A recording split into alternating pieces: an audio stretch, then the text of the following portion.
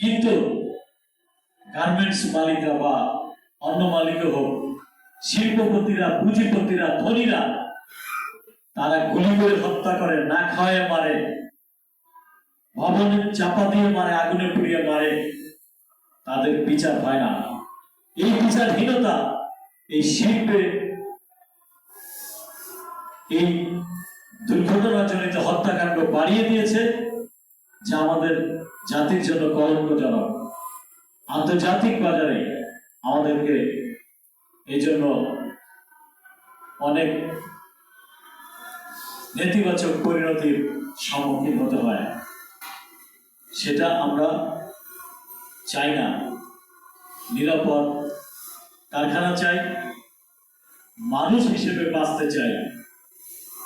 সেই লড়াই নানাভাবে চলছে।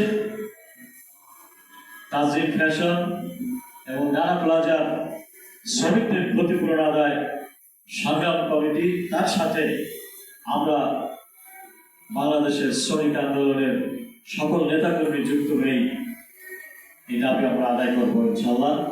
সেই ঘোষণা দিয়ে আজকের এই সংবাদ সম্মেলনে সেই ঘোষণা আপনাদের সামনে দিতে চাই।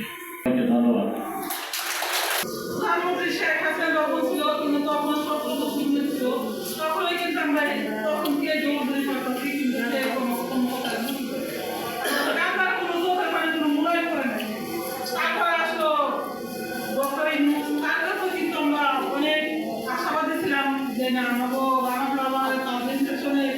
যারা নিহত হয়েছে, যারা আহত হয়েছে, তাদের একটা পূর্ণ বছর পূর্ণ নাম হয়।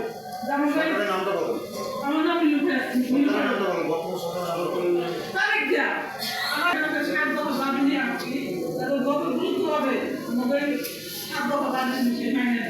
সাংবাদিক ভাইরা, বোনেরা, সবাই জানেন যে আজকে 14 বছর যাবৎ আমরা এই ভুক্তভোগী।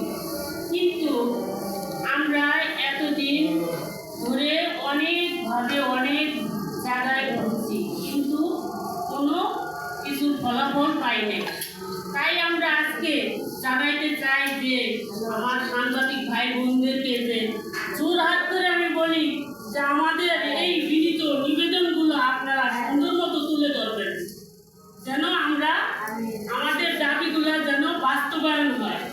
তাই আমরা আজকে এই 7 দফা দাবি নিয়ে আজকে এখানে বসছি এবং সবাইকে জানাইতে চাই যে আমাদের যে বর্তমান সরকার তারেক জিয়া এবং তার বাবা যে ছিল সরকার, তার বাবা যে ছিল জিয়াউর রহমান, সে নাকি শ্রমিকের বান্ধব ছিল এবং শ্রমিক নিয়ে কাজ করছিল।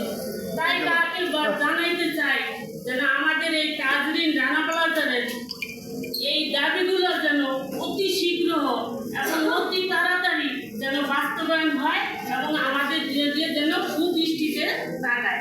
এই বলে আমার বক্তব্য